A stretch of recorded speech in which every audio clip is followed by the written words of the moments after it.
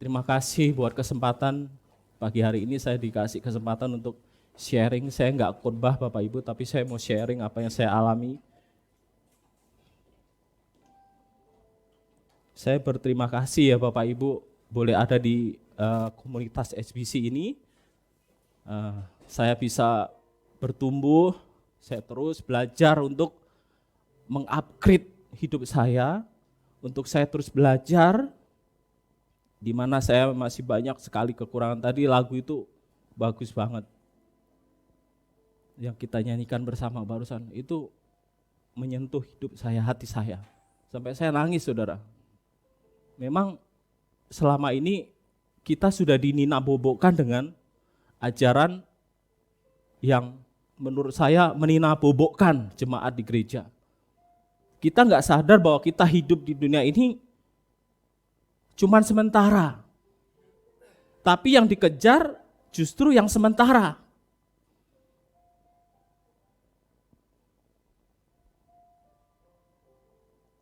Setiap benda, setiap alat yang ada di muka bumi ini Bapak Ibu, itu pasti diciptakan oleh penciptanya, itu punya maksud dan tujuan. Saya punya handphone ini diciptakan pasti punya tujuan. Sebagai alat komunikasi. Dan sekarang smartphone ini canggih banget. Bisa buat apa-apa gitu. Bahkan ada slogannya, dunia dalam genggaman hanya karena handphone. Dunia ada dalam satu genggaman. Penciptanya tahu ini punya fungsi. Fungsinya untuk apa? Berkomunikasi, dan sekarang lebih luas lagi.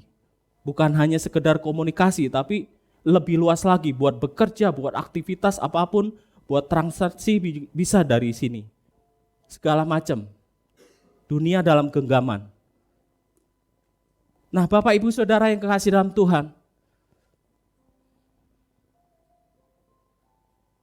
saya dan Bapak Ibu juga diciptakan punya maksud dan tujuan tentunya.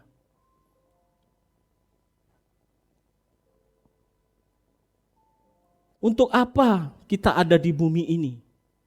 Untuk apa saya ada di bumi ini? Dulu ya Bapak Ibu, saya itu tidak mengerti tujuan hidup saya waktu itu. Bahkan karena saya tidak mengerti tujuan hidup saya, ya saya hidup sembarangan aja. Karena nggak ngerti firman, karena latar belakang saya adalah bukan Kristen. Karena keluarga kami semuanya non-Kristen. Keluarga besar kami semuanya adalah saudara tiri. Dan pada waktu itu hanya saya yang Tuhan izinkan mengenal kebenaran. Waktu sebelum kenal kebenaran, saya benar-benar seperti kapal yang gak punya tujuan. Sama sekali saya gak ngerti apa-apa dalam hidup saya. Karena saya lahir dari latar belakang keluarga yang pas-pasan. Bahkan latar belakang yang benar-benar saya lahir di bawah pas-pasan, kalau dibilang. Pas mau makan nggak ada nasi. Kalau orang kan biasanya mau makan, pas mau makan ada nasi. Kalau saya pas mau makan nggak ada nasi, cari dulu, kerja dulu. Pas mau sekolah nggak ada duit. Pas pingin sesuatu yang harus saya beli, saya mesti kerja dulu, jual kayu di kampung.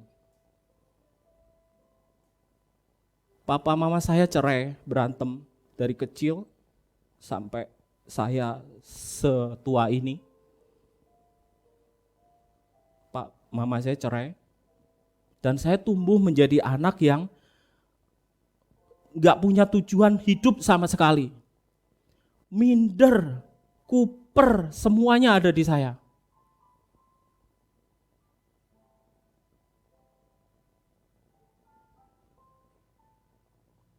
Saya dibesarkan di lingkungan, ya itu tadi Bapak Ibu, di lingkungan yang mendidik saya ya nilai-nilai dunia, cara-cara dunia, bukan firman Tuhan. Jadi saya bertumbuh menjadi anak yang benar-benar wah amburadul pokoknya.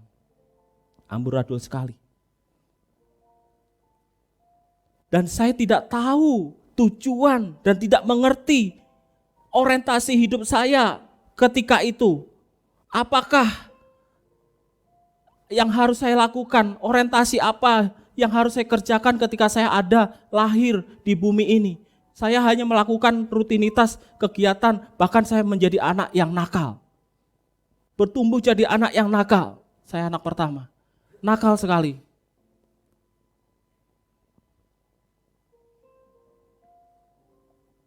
Sampai pada suatu hari saya ditawarkan untuk sekolah sama Pak Pendeta, karena saya merindu mau sekolah, ditawarkan sekolah dan saya pikir dimasukkan ke sekolah pesantren.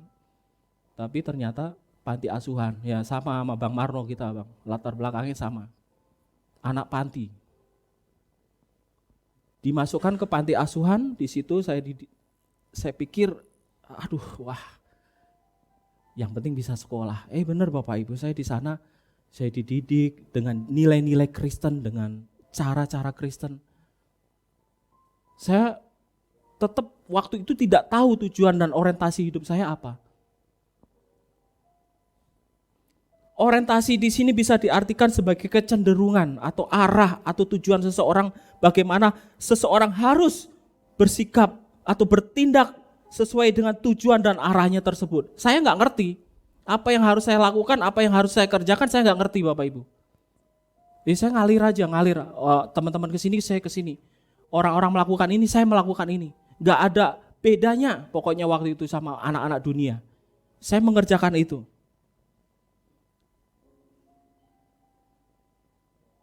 Bapak Ibu, menurut Alkitab, orientasi hidup orang percaya harusnya kerajaan Allah dan kebenarannya. Ini tidak saya kerjakan waktu itu. Saya baru menemukan ini ketika saya sudah mulai menemukan klik pribadi dengan Tuhan lewat pembacaan firman. Sampai saya di mana di situ saya menangis baca firman. Saya menemukan sesuatu yang hilang waktu itu. Dan saya baru menemukan mutiara ini kembali ketika saya sudah pelayanan, ketika saya sudah sekolah Alkitab, ketika saya sudah berumah tangga, saya baru menemukan ini. Klik dengan Tuhan lewat firman-Nya.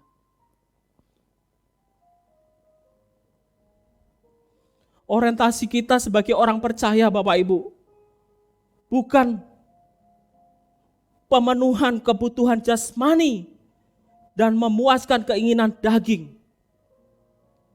Itulah yang membedakan kita sebagai orang percaya dengan mereka yang tidak mengenal Allah.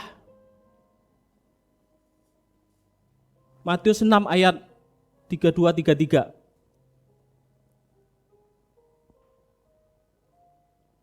Orang yang tidak mengenal Allah, orientasi hidupnya adalah pemenuhan kebutuhan jasmani. Makan, minum, pakaian. Bicara makan Bapak Ibu, ya saya juga harus mengendalikan makan nih. Tadi Pak Gembala tegur, Mas, kayaknya sampan tambah bulet aja. Waduh saya jadi enggak, jangan gitu ah. Gitu. Kok tambah bulat kayak lemper katanya. Waduh ya ampun. Ya maksudnya saya juga bilang sama istri juga gitu. Maksudnya malam udah mulai ini kurangin makan dikit lah gitu. Dikurangin. Soal makan Bapak Ibu. Dari hal kecil. Bahkan ada tentang makanan ini, saya ketemu beberapa orang. Memang cukup lumayan berada. Kalau udah share makanan itu benar-benar makanannya bodoh. Kayak itu makanan bermerek gitu loh. Makanan aja bermerek Bapak Ibu. Pagi ini makan di mana? Ya kan statusnya. Ayo makan di Singapura. Nanti sore makan di mana lagi? Udah di Jakarta lagi. Wah, kayaknya udah makanan itu udah tujuan.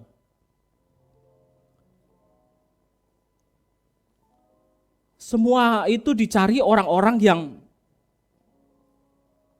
itu tadi Bapak Ibu, tidak menemukan tujuan hidupnya. Sementara kita sebagai anak-anak Allah, orientasi hidup kita adalah harusnya kerajaan Allah dan kebenarannya. Kerajaan Allah dan kebenarannya. Di sini Tuhan Yesus bukan hendak melarang kita memikirkan hal-hal yang jasmani, bahkan Tuhan juga mengajar kepada kita untuk kita belajar dari burung-burung di udara, di mana burung-burung di udara itu Tuhan pelihara dan mencari makanannya. Yang penting kita sebagai anak-anak Tuhan bertanggung jawab dengan tugas kita sebagai orang percaya, diberikan tugas dan tanggung jawab kita lakukan. Saya percaya Tuhan tidak pernah membiarkan anak-anaknya kelaparan.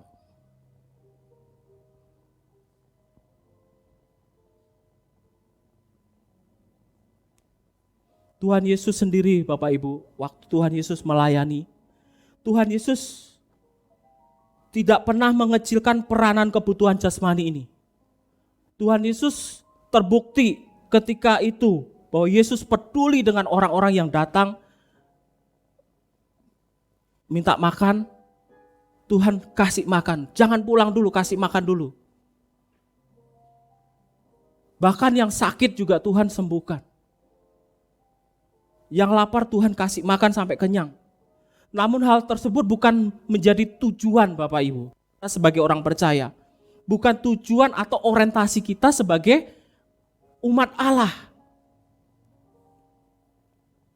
Tetapi tujuan dan orientasi kita sebagai anak-anak Tuhan adalah Allah dan kerajaannya. Saya bersyukur Bapak Ibu di mana saya terus bertumbuh. Saya juga sering dimuridkan oleh Pak Gembala, sharing gitu untuk tentang kebenaran ini. Bahkan untuk hal ini Bapak Ibu, saya juga di rumah itu saya rutin saat teduh dan membaca firman. Bahkan di mobil itu saya setel khotbah-khotbah Pak Eras lewat YouTube apa segala macam. Saya mau terus belajar gitu. Saya nggak mau hidup saya itu sampai nanti terlambat takutnya gitu. Karena saya juga udah umur gitu. Kadang saya berpikir gini, aduh saya udah umur, saya mikirnya cuma mati aja loh saudara. Maksudnya kalau saya mati gimana ya, kalau saya mati, kadang sampai kebak mimpi loh mati gitu. Nggak tahu karena memang kita sering dengar khotbah tentang kematian terus. Ya memang itu realitanya. Di sini kan nggak pernah diajarkan khotbah, oh kamu saudara angkat tanganmu saudara diberkati, haleluya, angkat dompetmu, segala macam enggak. Tapi di luar sana mungkin iya, karena saya juga pernah hadir kayak gitu. Dulu saya angkat dompet saya, tapi nggak penuh juga tuh dompet. Makan juga minta-minta di warteg dengan 1.500, saya minta, Bu, saya punya uang 1.500. Nggak tahu, terserah ibu mau kasih apa. Dikasih makan sama orek. Saya makan saudara. Saya sudah angkat dompet saya. Ini yang salah Bapak Ibu. Justru kita ini adalah ciptaan Tuhan, kita ini adalah makhluk kekal yang diciptakan serupa dan segambar dengan Allah. Manusia sebagai imago Dei. Saya cari kamusnya tuh malam. Randy tahu tuh, saya tidur jam berapa itu saya persiapan Bapak Ibu. Di tengah-tengah saya aktivitas saya sebagai ngajar, saya juga persiapan, jam kosong saya persiapan ini. Jadi khotbah hari ini persiapannya 1 tahun loh Bapak Ibu. Bener, 1 tahun persiapan untuk khotbah 40 menit. Gimana kalau tiap hari Bapak Ibu? Ini aja saya mules, bener. Mules. Ci Eni datang, Mas udah mules? Oh udah gak usah tanya Ci. Kita ini sebagai gambar Allah. Kita ini adalah manusia sebagai manusia imago Dei. Gambar. Saya lihat terjemahannya itu Bapak Ibu, saya cari-cari itu di translator Alkitab ada. Itu Shalom. Bicara akal budi, akal sehat. Norma-norma kita sebagai anak Tuhan. Dan rupa dalam bahasa Ibrani disebutkan demut. Sesuai asli artinya. Dan sama seperti aslinya. Jadi Bapak Ibu Saudara, saudara dan saya itu adalah sama seperti Tuhan Yesus. Karena kita adalah manusia ciptaan tangan Tuhan sendiri. Kita ini gambarnya Tuhan. Jadi kalau gambar itu, gambar saya, dulu Yos pernah gambar saya kartun gitu. Saya pandangin gitu kan, saya pesan sama Yos gambar, bagus loh Yos itu gambarnya, luar biasa. Jadi waktu itu saya kasih foto saya sama istri sama Gladys, terus digambar kartun bentuknya. Kepala yang gede, kakinya kecil, lucu banget. Kayak ini, kecebong. Lucu tapi gitu. Saya lihat, wah keren juga ya. Itu aja mirip loh saudara saya. Meskipun Yos yang gambar mirip. Apalagi Tuhan kita. Tuhan yang ciptakan kita. Kita ini segambar dengan yang pencipta. Tuhan yang menciptakan kita. Karena itu saudara, kita harus sesuai asli. Kita ini sama seperti mirip aslinya. Kita ini rupa dan gambar dan rupa Allah. Dalam Kejadian 26 ayatnya ya. Kejadian 1 ayat 26 sampai 27. Di sana katakan bahwa baiklah kita menciptakan manusia menurut gambar dan rupa kita. Wah, pas saya merenungkan ini, jadi saya nggak main-main saudara. Kita ini benar-benar gambarnya Tuhan. Kita ini adalah sama seperti aslinya pencipta kita.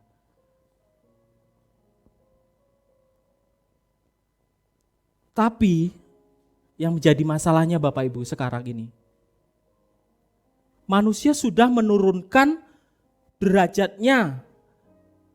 Karena dosa ini, manusia sudah menurunkan derajatnya seperti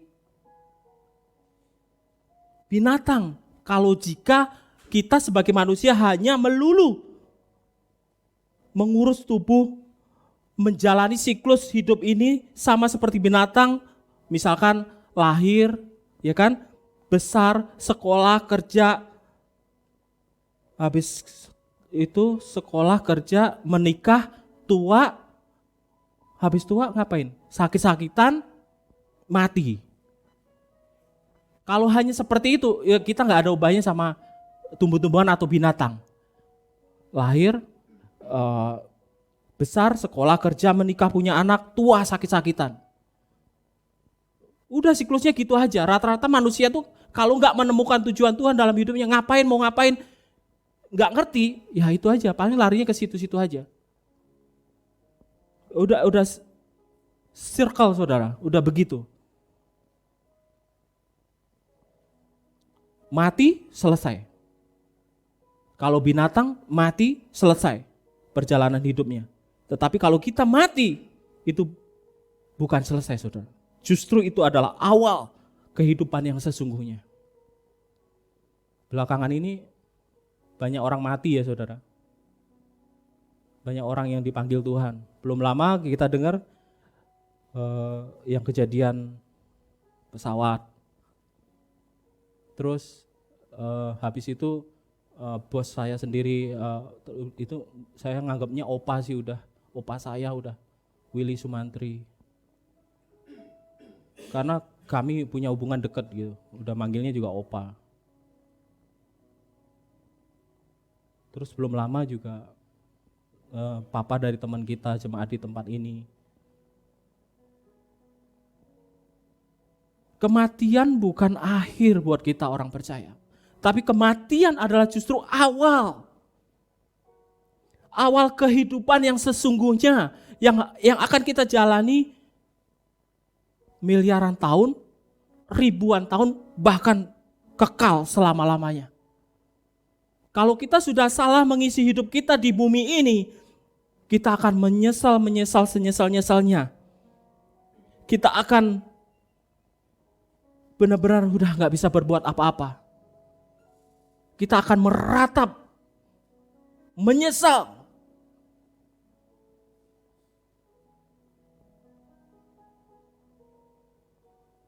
Kita harus mengerti ini Bapak Ibu. Bahwa Tuhan Allah menciptakan kita sebagai manusia. Bukan supaya kaya, terkenal, terhormat, menikah, punya anak-anak. Seperti film-film, gambaran film-film itu kan, wah kayak indah gitu. Pacaran, dari pacarannya udah indah gitu. Kelihatannya gak pernah berantem, ya kan? Suap-suapan. Indah banget kelihatannya. Kayaknya apalagi yang masih jomblo nih. Ngelihat kayak gitu, pengen dong kayak gitu. Padahal aslinya gak kayak gitu loh saudara. Nanti sudah punya anak, beda lagi. Tanya deh Mr. Joe. Beda dia. Ya gak Mr. Joe? Kurang tidur iya gitu. Dulu ya sebelum kayak saya loh, ini hidup saya yang saya sharingkan. Dulu waktu saya pacaran, ya kan, nggak suap-suapan sih, nggak pernah gitu, nggak kayak di film-film. Maksudnya saya menikah, saya rindu punya keturunan. Nah, udah punya keturunan, mau ngapain setelah punya keturunan? Pingin lagi dong ya cowok. Ayo dong yang cowok, baru satu, nggak lengkap ganjil.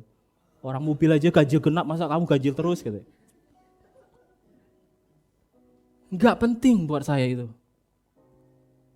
Yang penting saya dipercayakan Tuhan. Nah ini satu, udah saya didik bener, takut Tuhan.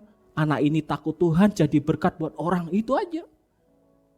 Saya enggak ngejar target Bapak Ibu. Harus dua, harus laki, harus perempuan. Kalau Tuhan percayakan keturunan, itu berarti Tuhan sedang ajar kita bagaimana kasih Kristus, firman Tuhan kita ajarkan, kita terapkan dalam keluarga kita. Menjadi keluarga ilahi, keluarga yang menyenangkan hati Tuhan, jadi berkat buat keluarga yang lain. Itu udah komitmen saya waktu semenjak saya pacaran, nikah, punya anak, saya punya komitmen, ini kamu anak keturunan ilahi. Saya doain, kamu keturunan ilahi, kamu anak ilahi, doain, kamu anak ilahi, bacain firman. Kamu keturunan ilahi. Udah didoain, udah kayak gitu aja saudara. Anak sekarang itu benar-benar luar biasa. Zaman udah berubah. Zaman saya kecil dikasih tahu ayah saya nggak sampai dipukul. Cuman matanya kode itu juga sama kayak Kak Awado persis, kayak Pak Gembala. Kalau saya misalkan ada tamu nih, saya datang nih, saya suka gitu kepo, orang sekarang bilang. Dan zaman kecil masih kecil kan wajar anak-anak. Nah sekarang Gladys juga gitu ngikutin, wah saya ngelihat saya dulu yang kecil ya kayak gini, beda rambut aja, beda bentuk gitu. Saya cuman lihat mata ayah saya aja, saya tahu dia maksudnya enggak, jangan seperti itu, saya menyingkir. Anak sekarang enggak dikasih tahu, no jangan lakukan itu, enggak boleh ya itu. Enggak apa-apa papi, kayak gini enggak apa-apa, alasannya pinter banget, enggak tahu kenapa. Pinter banget, sampai gedek rasanya pengen tak ceples gitu rasanya, gitu. Saya kesel, kalau lagi kesel udah saya ingat, ya udah. Tapi saya disiplin sama kasih sayang seimbang Bapak Ibu. Kalau Gladys itu sama maminya bener-bener kayak manja, terus sama saya ya manja juga. Tapi kalau ada apa-apa kan maminya bilangin papi. Nah sampai kalau dia melakukan kesalahan apa-apa gitu, misalkan melakukan kesalahan terus saya misalkan masih ngajar terus saya pulang, kasih tahu papi ya, langsung dia peluk maminya, tutup mulutnya.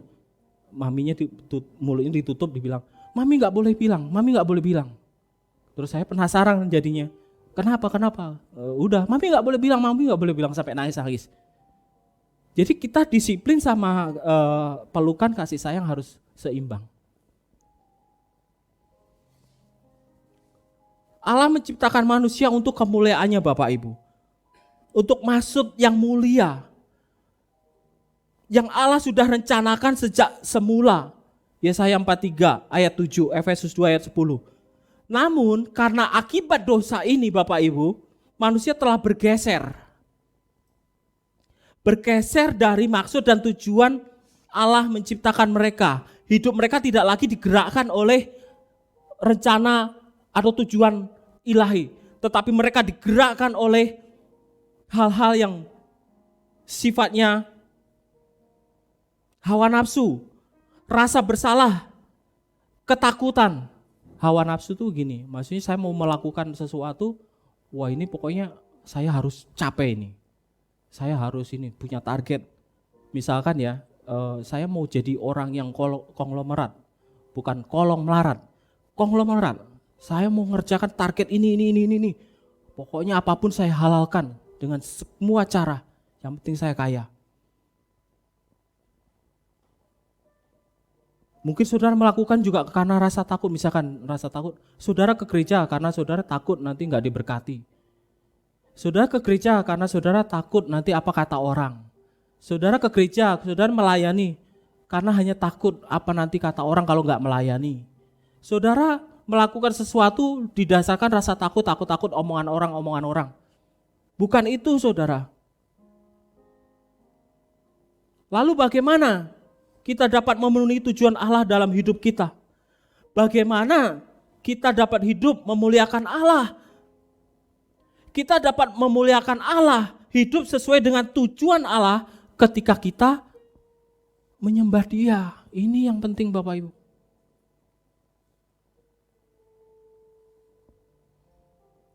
Yohanes 4 ayat 23. Tetapi saatnya akan datang dan sudah tiba sekarang bahwa penyembah-penyembah benar akan menyembah Bapa dalam roh dan kebenaran,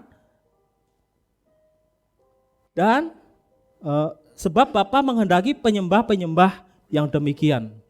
Ini saya gini-gini tuh kelihatan Bapak Ibu, nggak tahu, emang udah tua gitu. Cuman saya nggak pakai kacamata aja. Mungkin kalau dicek agak ini, soalnya kalau lihat tulisan agak burem-burem gitu loh. Casingnya sih nggak tua-tua amat, casingnya.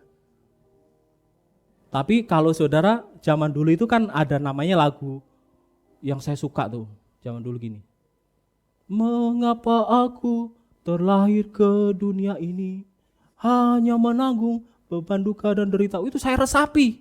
Karena itu tadi saya nggak ngerti tujuan saya hidup. Saya seneng banget pokoknya itu lagu Tommy Jepisa pas saya cari-cari ternyata. Ini lagu ini zaman saya dulu waktu ini kayak seneng banget gitu. Wah ini cocok dengan realita kehidupan saya. Mudah jelek, menderita, hidup ya kan, miskin. Bener pokoknya lagu itu ngena banget. Ngena banget. Tapi Bapak Ibu, Tuhan punya maksud yang luar biasa. Bapak Ibu dan saudara itu adalah makhluk Tuhan yang diciptakan spesial. Punya tujuan yang mulia. Berharga di mata Tuhan.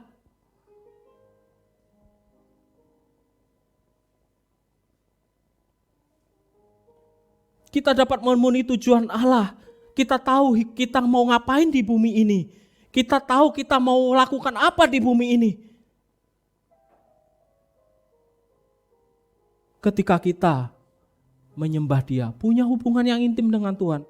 Menyembah Tuhan ini bukan bicara apa? Kalau menyembah Tuhan itu yang chord minor gitu-gitu. Terus lagu-lagu yang minor gitu, ya. Coba Mas Jo di A. Bahwa kita ini diciptakan Tuhan itu untuk menjadi penyembah. Di surga nanti juga kita menyembah Bapak Ibu.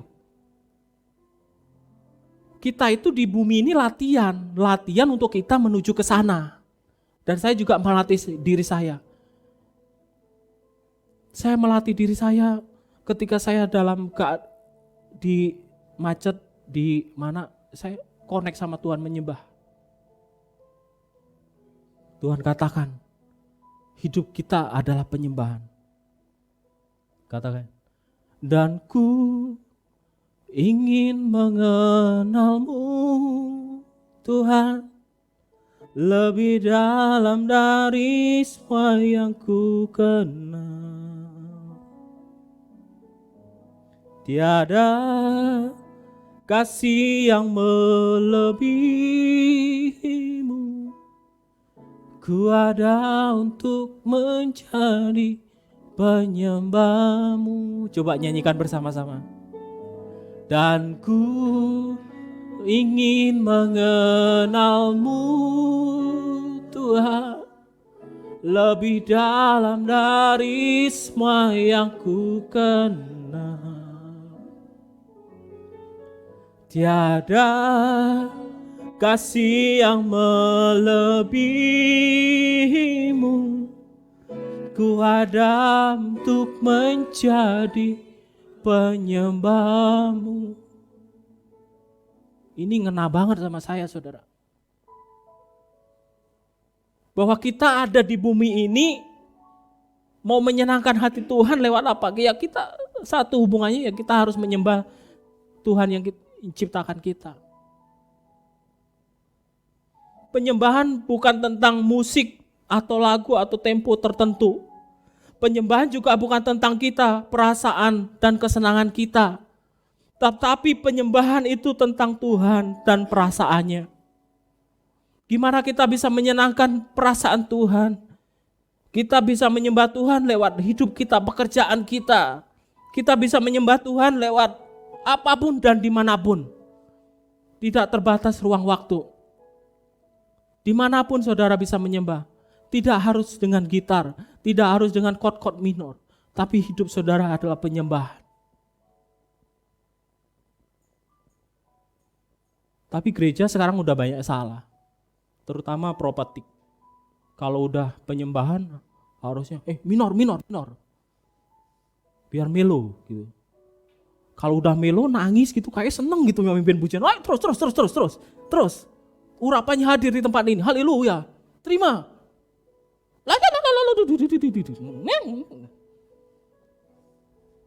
Karena saya ngalami, saudara. Saya pelayan di satu tempat gitu. Akhirnya saya mengundurkan diri. Itu di luar hari Minggu. Karena gitu. Iwan, kamu mainnya gak minor katanya. Apa maksudnya mainnya gak minor? Jadi musiknya kamu kurang urapan. Woi, udah terlalu kayak gitu, udah ini gak bener nih udah. Ayo dong kalau main musik itu yang minor gitu, yang enak gitu. Jadi kayak hadirat Tuhan tuh turun kata dia gitu. Hadirat yang mana? Hadirat saya tahu. Gitu. Aduh bener Bapak Ibu ini salah kayak gitu. Harus minor, harus pakai string pad gitu kan itu melo kan. Serem melo gitu. Jadi kan baru jreng gitu. Di sebelah saya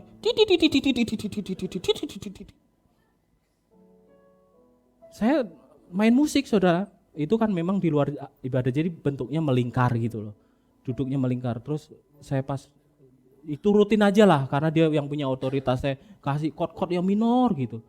Bener-bener melo gitu. Gak lama ada bunyi. Ngapain? Gak taunya apa, mungkin ingat masalah atau apa ya, terus ditambah musik melo, nangis Bapak Ibu.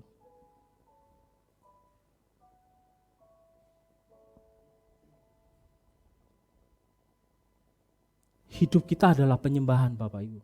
Dimanapun dan kapanpun kita, dimanapun kita berada. Saat masak, mungkin ibu-ibu ya lagi masak.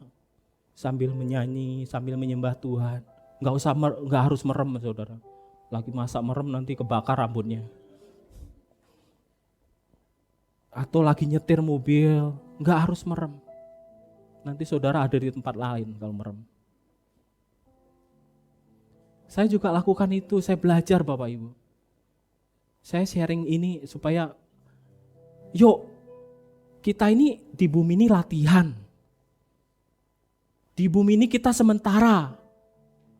Saya gak bisa bayangkan orang-orang yang hari pagi ada, siang tahu-tahu udah dipanggil Tuhan. Dan itu kejadian di teman saya. Pagi masih ngobrol,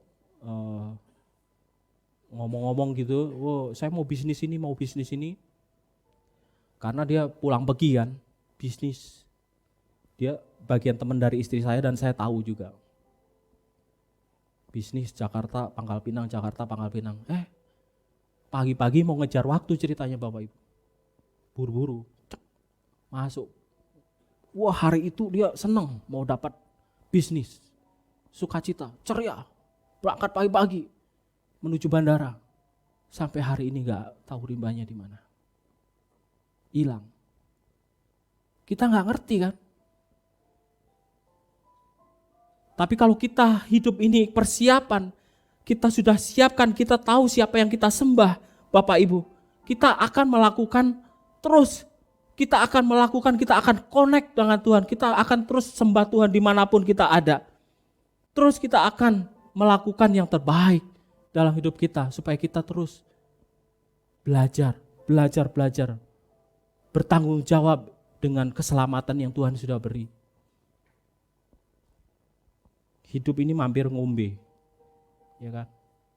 Pak Gembala sindir, hidup ini cuman mampir ngombe. Mampir ngombe ya artinya ya mampir cuman minum sebentar pergi. Tadi itu lagu yang terakhir, itu Bapak Ibu. Hidup kita tuh seperti itu. Coba Bapak Ibu renungkan lagu yang terakhir tadi, itu maknanya dalam banget. Saya tersentuh dengan lagu itu, kalau dengan kalimat lagu itu. Indah banget.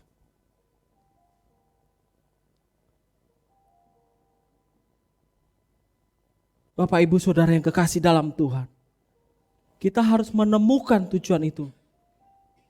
Dengan tujuan itu kita bisa terus mengupgrade hidup kita. Yang kedua Bapak Ibu, selain kita menyembah Tuhan, yang kedua kita harus memberitakan Injil-Nya. Dengan tidak memberitakan Injil, artinya kita setuju orang-orang di luar sana terhilang, masuk neraka.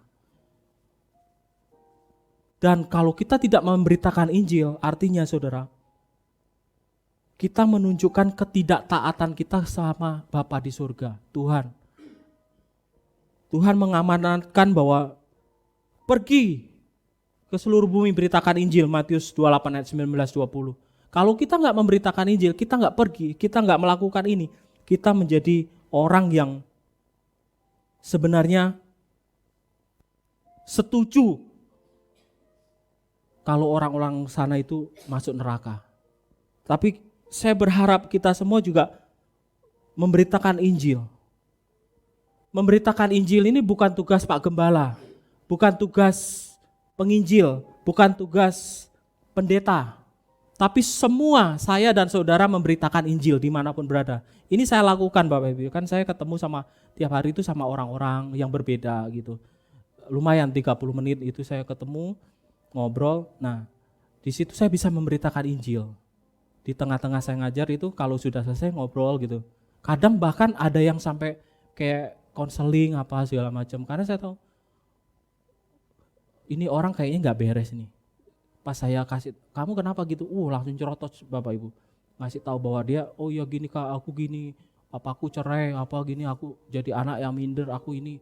Wah, di situ saya nilai-nilai firman saya kasih, saya beritakan nilai firman, saya kasih nilai firman.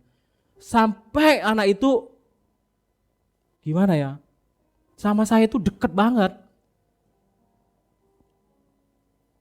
Jadi saya bukan sekedar melakukan tugas saya ngajar selesai udah.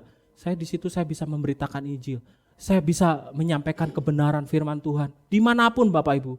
Bapak Ibu yang berdagang juga bisa jadi berkat. Memberitakan Injil lewat pekerjaan Bapak Ibu Saudara. Yang ketiga Bapak Ibu adalah bersekutu dengan orang-orang percaya. Di dalam Kisah Rasul 2 ayat 46.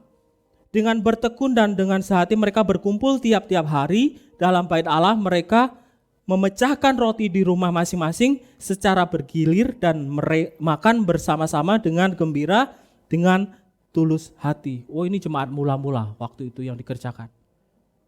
Jadi kita harus bersekutu dengan orang-orang percaya. Orang percaya tidak pernah dipanggil menjadi petapa rohani. Kekristenan bertumbuh dalam hubungannya dengan sesama. Kita nggak bisa bertumbuh secara individu. karena saudara nggak mau benturan sama jemaat yang lain, saudara yaudah saya nggak mau ke gereja karena setiap ke gereja saya benturan. Udah saya di rumah aja, saya nyembah sendiri. Nanti firman Tuhannya saya lihat dari TV, kan ada kayak gitu. Saya nggak mau senggolan, nggak mau sentuhan sama orang lain. Bukan itu saudara. Kalau kita mau bertumbuh justru kita harus berkomunitas, kita harus hidup dalam satu persekutuan gini. Karena kita adalah orang-orang yang harus bertumbuh. Firman Tuhan dikatakan bahwa besi menajamkan besi dan manusia menajamkan sesamanya. Kita harus, ya konflik itu ada pasti. Gesekan itu ada, tapi kita harus terus bertumbuh. Saya bersyukur ada di dalam komunitas SBC ini. Seperti yang disaringkan Saudari Nana pagi kemarin. Saya berterima kasih. Saya bisa ada dalam satu komunitas komsel yang luar biasa, ada teman-teman di sana yang saling menguatkan. Kadang konyol juga. Gak apa-apa. Randy itu. Gak apa-apa. Kadang juga dalam komsel juga nggak mulus-mulus juga saudara, benturan juga. Ada yang baper lah, misalkan misalkan hal kecil aja, misalkan chatnya nggak dibalas atau apa, kadang baper. Kenapa chatnya nggak dibalas? Kenapa ini? Memang saya gini sih, ini. Jadi mengasihani diri lagi gitu. Nggak apa-apa, benturan diselesaikan, nanti terus bertumbuh. Gesekan itu nggak apa-apa. Gesekan nggak apa-apa Bapak Ibu. Saya juga dulu sering gesekan juga, benturan juga di keluarga. Awal-awal nikah itu saya terus benturan sama istri. Tapi terus belajar dari benturan itu, gesekan bukan benturan terus habis itu lari dari masalah, hilang, enggak. Belajar terus bertumbuh. Dewasa ke arah Kristus, itu yang saya alami. Oh, berapa kali Aini nangis? Karena benturan, tapi nggak apa-apa, sekarang saling memahami. Waktu saya persiapan dia juga support. Ayo Pi, kamu bisa. Oh haleluya, meskipun tangan keringet dingin ya kan. Oh haleluya, makasih ya istriku. Gitu. Makanya punya istri itu enak, disupport. Kasihan deh lo yang jomblo.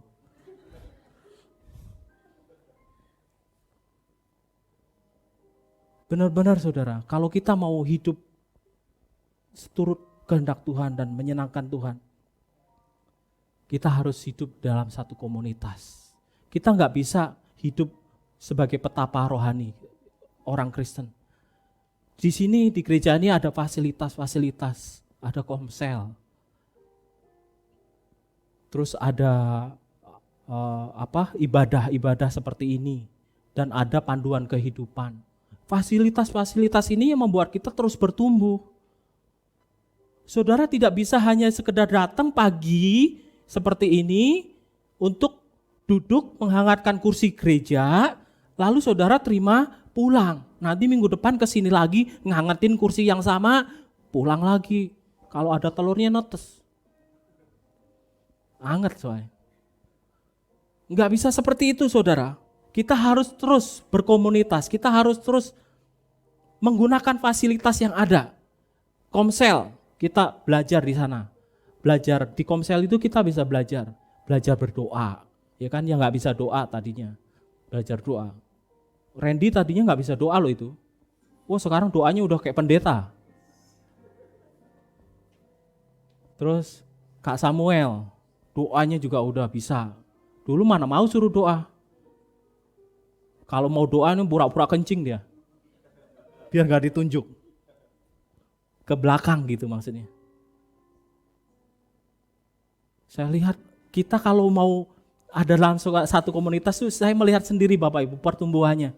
Saya lihat dulu ya, waktu awal-awal kita buka komsel itu masih benar-benar kayak culun gitu, cupu lah, belum tahu kebenaran gitu ya kan. Yang masih ego lah apalah segala macam.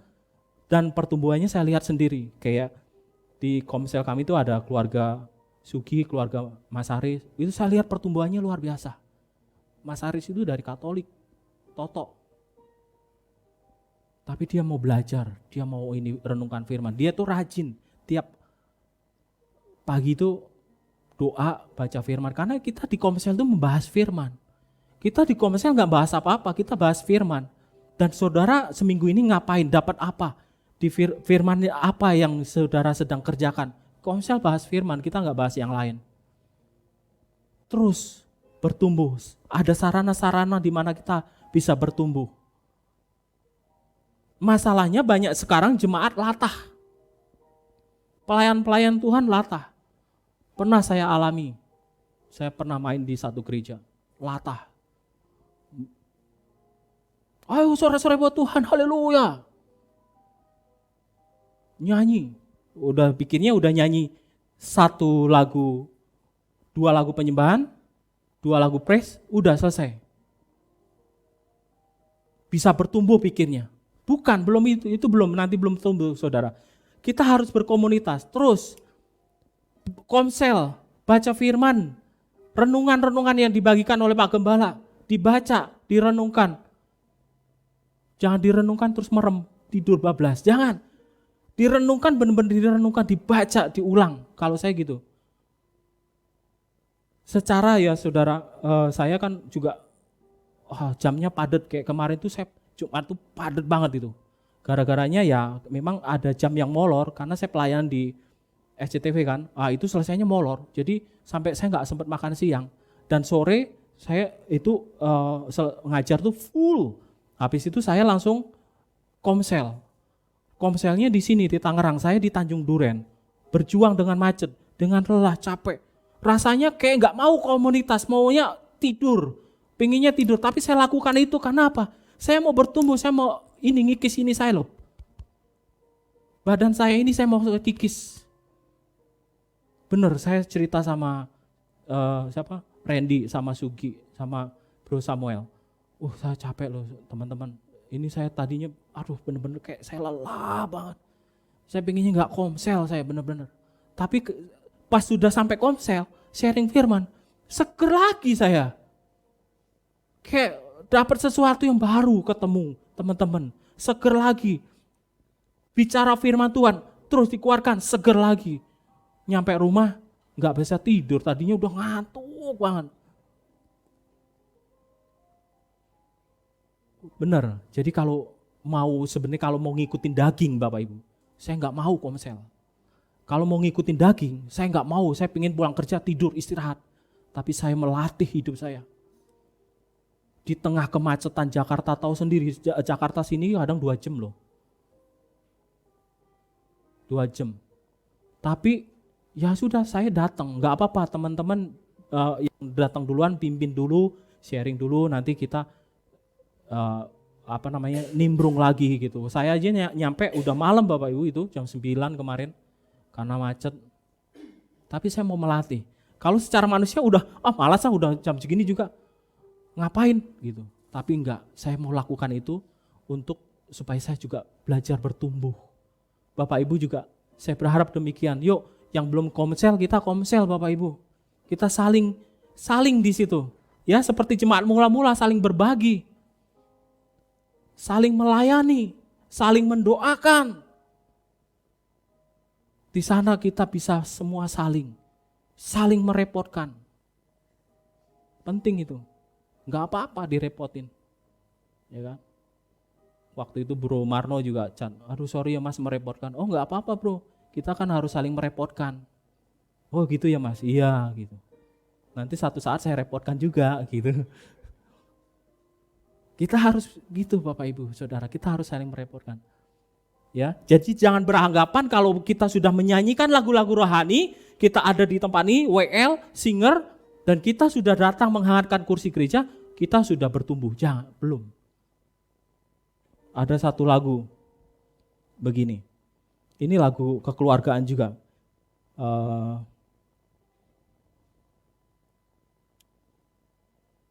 Saudara pasti tahu lagu ini. Satukanlah hati kami untuk memuji dan menyembah, oh Yesus, Tuhan dan Rajaku.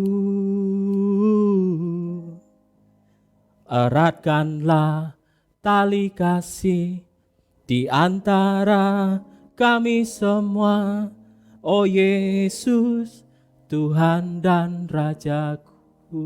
Bergandengan tangan. Bergandengan tangan. Oh, diajak bergandengan tangan dalam satu kasih. Ayo kita bergandengan tangan. Bergandengan tangan dalam satu iman, saling mengasihi di antara kami, keluarga kerajaan Allah. Diulang, keluarga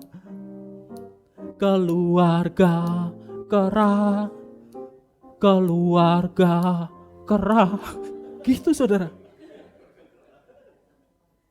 Saking orang rata udah, sampai WR-nya sampai salah loh ngulang, pengulangnya kan keluarga kerajaan Allah, keluarga ini keluarga kerah, saya bukan keluarga kerah.